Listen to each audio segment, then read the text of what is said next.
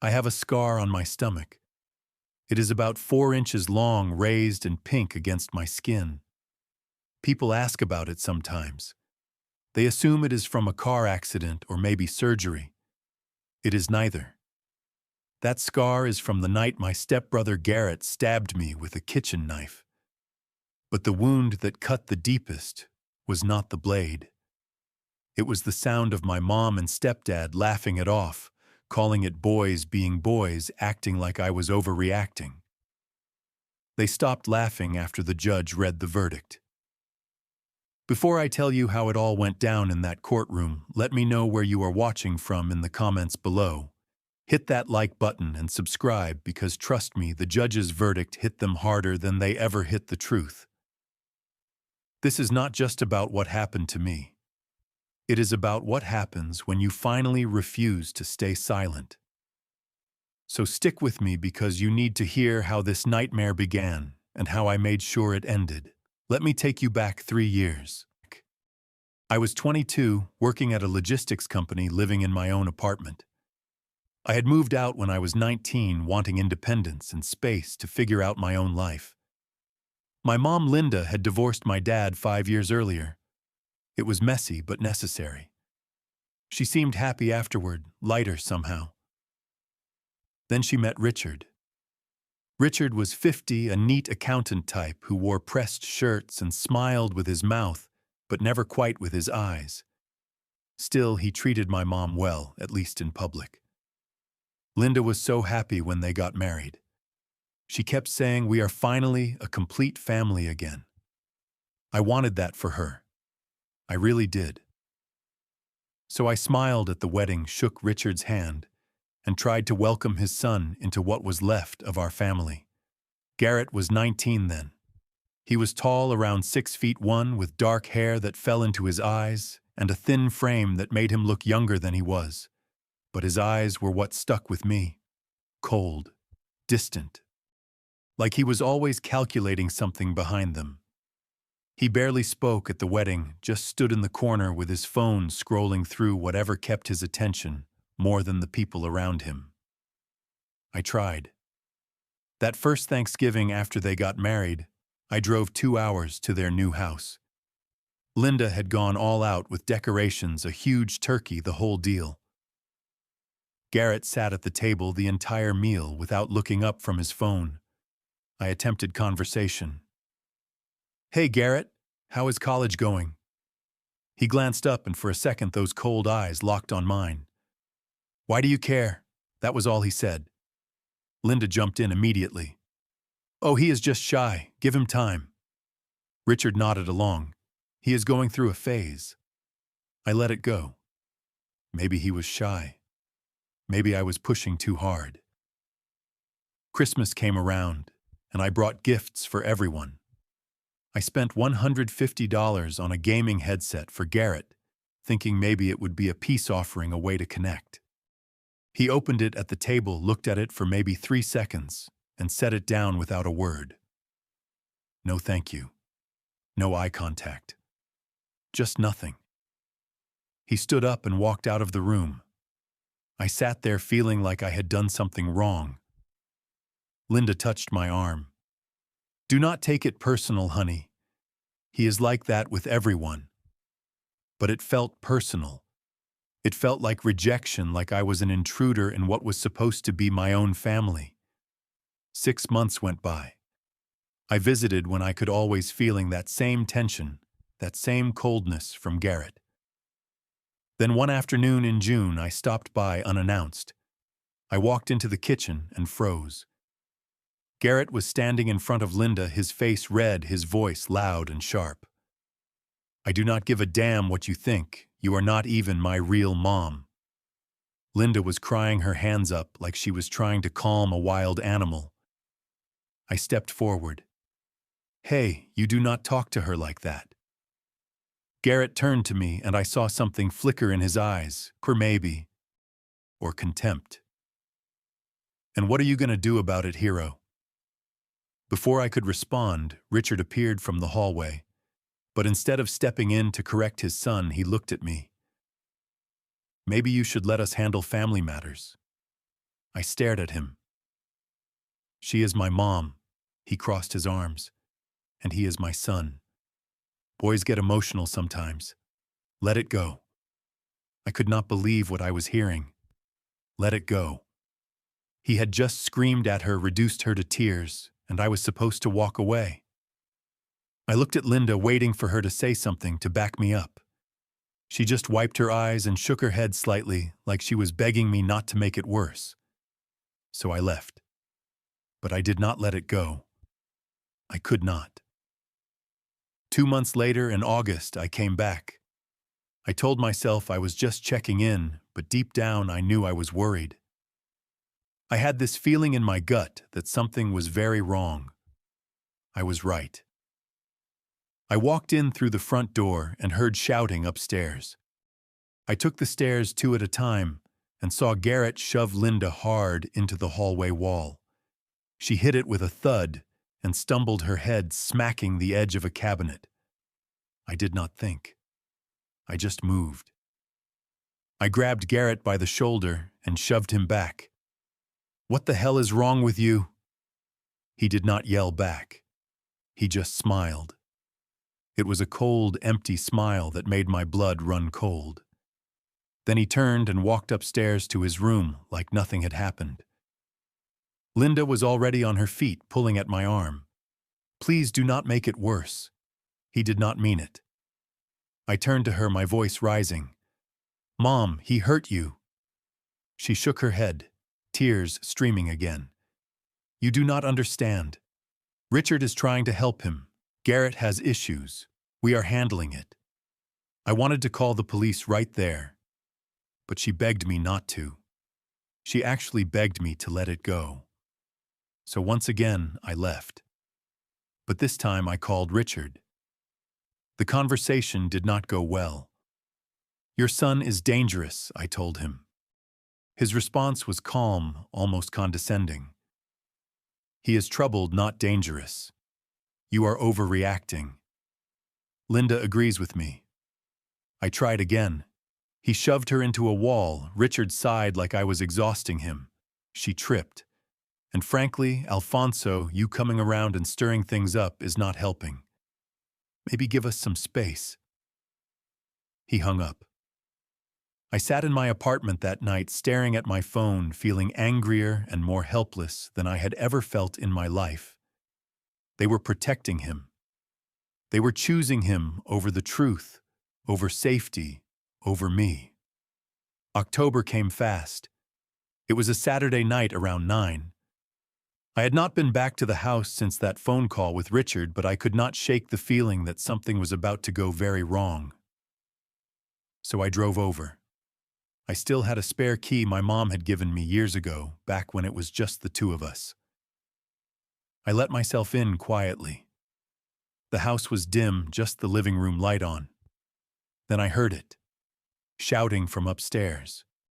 Linda's voice, high and scared. Garrett's voice, angry and demanding. I said, "Give me the money." I ran up the stairs. At the top of the landing, I saw them.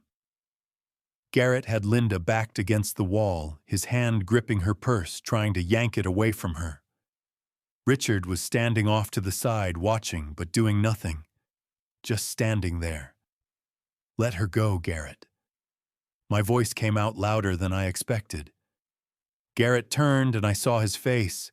His eyes were wild, unfocused. He was on something. Drugs, alcohol, maybe both. He let go of the purse and Linda stumbled to the side.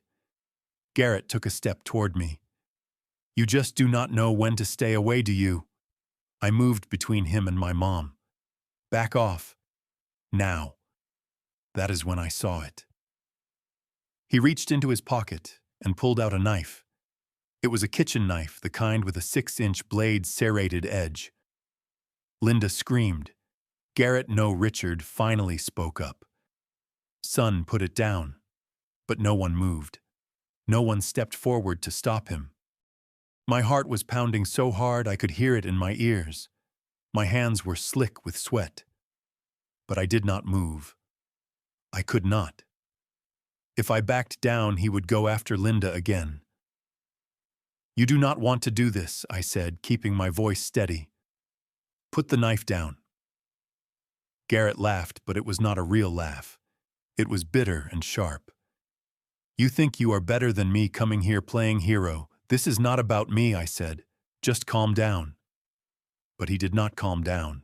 He lunged. I tried to dodge, but the hallway was too narrow. We collided, and I grabbed his wrist, the one holding the knife. We struggled, our bodies crashing into the wall. He was stronger than I thought. I could feel him pushing the blade toward me, and I was losing my grip. Then I felt it. A sharp, hot pain in my left side just above my hip. The blade had gone in. Not deep, but enough. Enough to cut through skin, through muscle. Enough to bleed. I gasped and fell back, hitting the floor hard. I looked down. My shirt was already soaking through with blood, dark and spreading fast. The pain was intense, burning and throbbing all at once. I looked up. Garrett was standing over me, the knife still in his hand, my blood on the blade. Linda was screaming, running toward me. Oh my God, Alfonso. Richard finally moved. He grabbed the knife from Garrett's hand, but he did not yell at him. He did not even look angry. He just said, "Go to your room. Now." And Garrett did. He walked away like he had just broken a glass, not stabbed another human being. Linda dropped to her knees beside me, her hands shaking as she pressed them against my wound. I am so sorry. I am so sorry. I could barely focus. Call 911, I managed to say. Linda looked at Richard. That is when I heard the words that made everything so much worse. Let us not overreact. It is just a cut. We can handle this at home. I stared at him. But Richard crouched down, his voice low and calm. If we call police, Garrett will get in trouble. You do not want that, do you? He is family. Blood was seeping between my mom's fingers. I could feel myself getting dizzy. But the pain in my chest, the pain in my heart was worse than the physical wound. They were more worried about protecting Garrett than getting me help. I fumbled for my phone in my pocket. Richard reached for it. Do not be dramatic. I jerked away. Get away from me. I dialed 911 myself. The paramedics arrived in 15 minutes. It felt like hours. They asked what happened, and I told them the truth. My stepbrother stabbed me. But before I could say anything else, Linda and Richard both jumped in. It was an accident. They were horsing around. I looked at the paramedic, a woman in her 30s with kind eyes. That is not true. But she could not do anything. She was there to treat me, not investigate. They loaded me into the ambulance. Richard and Linda rode in Richard's car behind us. At the emergency room, the doctor who treated me was a woman named Dr. Patterson. She was in her 40s, sharp and professional. She cleaned the wound, which required 12 stitches to close. While she worked, she asked questions. How did this happen? I told her the truth again. My stepbrother stabbed me during a fight. She paused, her hands still. This does not look like an accident. Do you feel safe going home? I wanted to say no. I wanted to tell her everything. But then I looked through the door and saw my mom standing in the hallway, her face pale and streaked with tears. I will be okay, I said. Dr. Patterson did not look convinced, but she could not force me to talk. When they discharged me a few hours later, Richard drove me back to my apartment. The whole ride was silent except for when he finally spoke. I hope you understand why we cannot press charges. Garrett needs help, not jail. He is seeing a therapist. I was so tired, so drained, I could barely process his words. He stabbed me, I said quietly. Richard gripped the steering wheel. It was an unfortunate incident. But he is family. We do not destroy family. Linda said nothing, not a single word. When we pulled up to my building, I turned to her. "Why did not you protect me?" She did not answer. She just cried. I spent 2 days alone in my apartment after that. The pain from the wound was constant, a dull, throbbing ache every time I moved. But the emotional pain was worse. I kept replaying that night in my head. The knife, the blood, the way my mom just stood there, the way Richard told me to let it go. I looked at the bandage on my stomach and thought about what would happen next. Garrett would not face any consequences. He would do it again, maybe to someone else, maybe to Linda. And I would have been complicit by staying silent. On Monday morning, I made a decision. I got dressed even though it hurt, and I drove back to the hospital. I asked to speak to Dr. Patterson. She seemed surprised to see me but agreed to meet. I told her everything. I lied before. It was not an accident. I need this documented as what it really was. She listened carefully, then nodded. "I will update your medical report. This was intentional assault." "Thank you," I said. From there, I drove straight to the police station. The officer I spoke to was named Officer Martinez. He was in his 30s, Hispanic with a serious but kind demeanor. I told him the whole story. I started with how Garrett had pushed Linda into a wall 2 months earlier, how he had screamed at her, how the violence had been escalating. Then I told him about the stabbing. I showed him the medical report Dr. Patterson had just updated. I showed him photos I had taken of the wound on my phone. Officer Martinez took notes and then looked up at me. "This is assault with a deadly weapon. We will open an investigation immediately." I left the station feeling something I had not felt in days. Not relief exactly, but purpose. I had taken the first step. That afternoon, I called my mom. I needed to tell her before the police showed up. "Mom, I filed a report." There was a long silence. Then her voice small and broken. "How could you do this to us?" I closed my eyes. "I am doing this for us. For you. He will hurt you next if he has not already." She started crying. "Richard is handling it. You are tearing this family apart." "No, Mom," I said, my voice shaking. "He stabbed me and you laughed it off."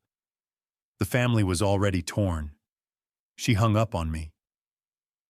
3 days later, on Thursday, the police went to Richard and Linda's house. They brought Garrett in for questioning. According to Officer Martinez, Garrett denied everything. He claimed we were just playing around and I fell on the knife. But the evidence told a different story.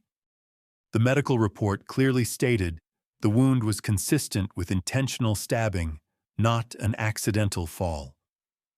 The paramedics had documented my statement at the scene.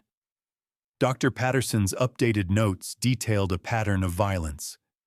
The case was building. Richard called me that evening. His voice was ice cold. "You are destroying a young man's future.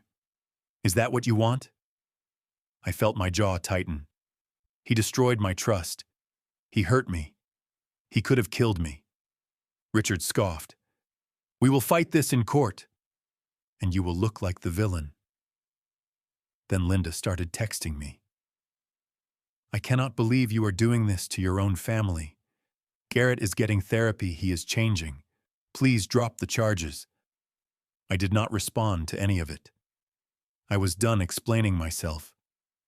My best friend Jake, who I had known since high school, was the only person who fully supported me. Jake was 27, black, and worked at the same logistics company I did. When I told him everything, he did not hesitate. "Dude, you are doing the right thing. That is assault. Period." He came over that night with takeout and just sat with me. I needed that. I needed someone to remind me I was not crazy, that what happened to me mattered. Other family members were not so understanding. My Aunt Susan, Linda's sister, called me a week later. "Alfonso, I understand you are hurt, But this will ruin Thanksgiving. I almost laughed. He tried to ruin my life, Aunt Susan. There was a pause. Then she sighed. I just think family should handle things privately. I hung up. I was so tired of hearing that word. Family, as if it justified everything. 2 months passed. It was December now. The district attorney's office contacted me. They had reviewed the evidence and decided to move forward with charges. Assault with a deadly weapon. If convicted, Garrett could face up to 5 years in prison. Garrett's lawyer tried to negotiate a plea deal. No jail time, just probation and anger management classes. The DA called to ask if I would accept it. I thought about it for maybe 5 seconds. No. He needs to face real consequences. Preparing for trial was exhausting. I met with the DA multiple times, going over every detail, every piece of evidence.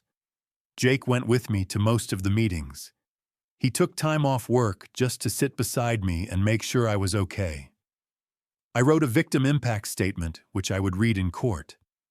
It took me hours to write because I kept breaking down. How do you put into words the feeling of being betrayed by the people who are supposed to love you most? 1 week before the trial, Linda called me one last time. She was crying so hard I could barely understand her. Please, Alfonso, drop this. He is my husband's son. I felt my chest tighten. And I am your son, Mom. Why are you choosing them? There was a long silence. Then she said, I am not choosing. Yes, you are, I said. You have been choosing them since that first Thanksgiving. She did not respond. I will see you in court, I said, and I hung up. The trial was set for February, 3 years after Richard and Linda had gotten married. The courtroom was small and plain, with fluorescent lights that made everything feel cold and clinical. I sat on one side with the DA. Garrett sat on the other side with his lawyer. Behind him were Richard and Linda. I tried not to look at them, but I could feel my mother's eyes on me the entire time. The prosecution went first. The DA presented all the evidence, medical reports, photos of my wound, angry and red and stitched together, paramedic testimony confirming what I had said at the scene. Dr. Patterson took the stand and explained in clear professional terms that the injury was consistent with intentional stabbing, not an accident. Officer Martinez testified about the investigation and the inconsistencies in Garrett's story. It was thorough. It was damning. Then it was my turn. I walked to the witness stand, my legs shaking. I was sworn in, and the DA asked me to recount what happened that night. I did. I described the shouting, the knife, the struggle, the pain. I described how my mom and stepdad tried to cover it up, tried to convince me it was not a big deal. When I finished, the DA asked me to read my victim impact statement. I pulled the paper from my pocket, my hands trembling. I did not just lose blood that night. I lost my sense of safety. I lost my family. Because they chose to protect my attacker instead of me. I looked up briefly and saw Linda crying, but she was still sitting behind Garrett. The defense tried to paint Garrett as a troubled kid who made a mistake. His therapist testified that he was working on his anger issues, that he had anxiety and needed treatment, not punishment. Richard took the stand and said Garrett had been doing better, that sending him to prison would destroy his future. It was all very rehearsed, very strategic. Garrett himself did not testify, which his lawyer advised. But then the judge did something unexpected. She leaned forward and looked directly at Garrett. I would like to hear from the defendant directly. Mr. Garrett, do you have anything to say? His lawyer looked panicked, but the judge was insistent. Garrett stood up slowly and walked to the stand. For the first time, he was forced to speak. Look, it was just a stupid fight. Brothers fight. He is making a big deal out of nothing. The judge's expression did not change. You stabbed him. That is not brothers fighting. Garrett shifted, irritation crossing his face. Whatever. He should not have been there anyway. Always playing hero. I saw Richard's face go pale. Linda covered her mouth. Garrett kept talking, digging himself deeper. And honestly, he is fine. It is just a scar. Why are we even here? The courtroom was silent. Even his own lawyer looked like he wanted to disappear. The judge called a recess. 30 minutes later, we were all called back in. The judge looked at Garrett, her face stern and unyielding. Mr. Garrett, your complete lack of remorse is deeply disturbing. This court finds you guilty of assault with a deadly weapon. Linda gasped. Richard stood up. Your Honor, please. The judge cut him off. Sit down, Mr. Davis. I am not finished, she continued. You are sentenced to 3 years in state prison with possibility of parole after 18 months pending good behavior and completion of court-mandated therapy. The room erupted in whispers. Garrett's face went white. Richard and Linda looked like they had been struck. They were not laughing anymore. They were staring in shock and disbelief. I did not feel victorious. I felt relief.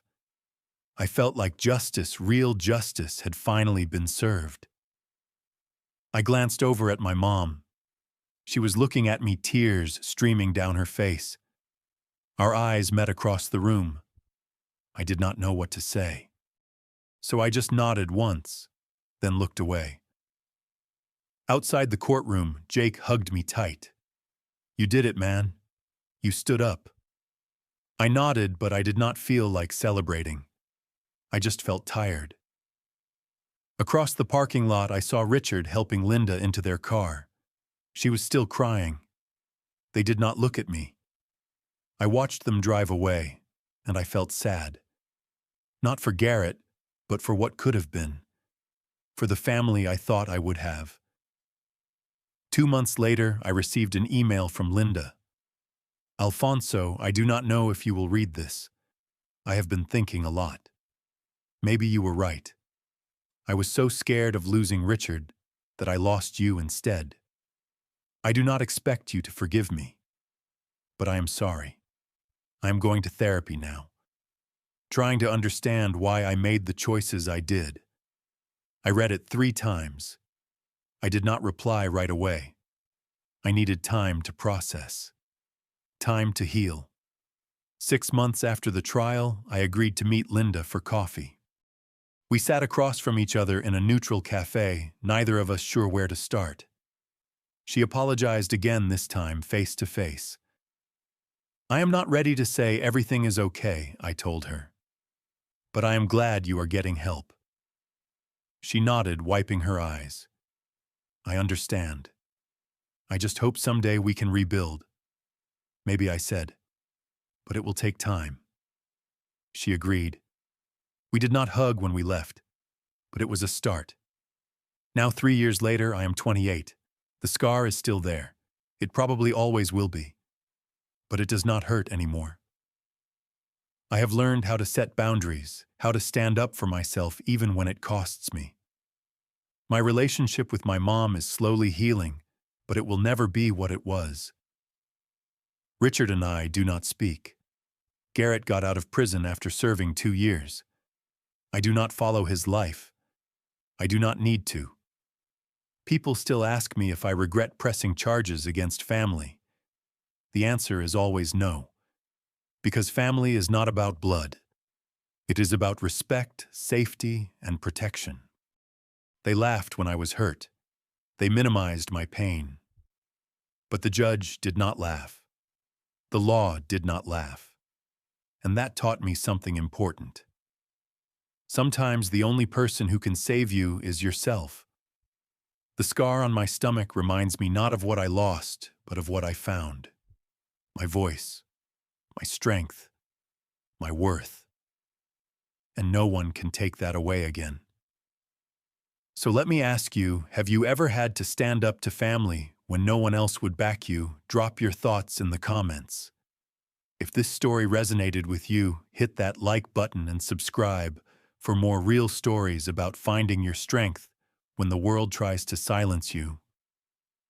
Share this video with someone who needs to hear that their pain matters, that their voice matters. Thank you for listening to my story. I hope it reminds you that you are never wrong for protecting yourself even when the people who should protect you refuse to. Stay strong out there.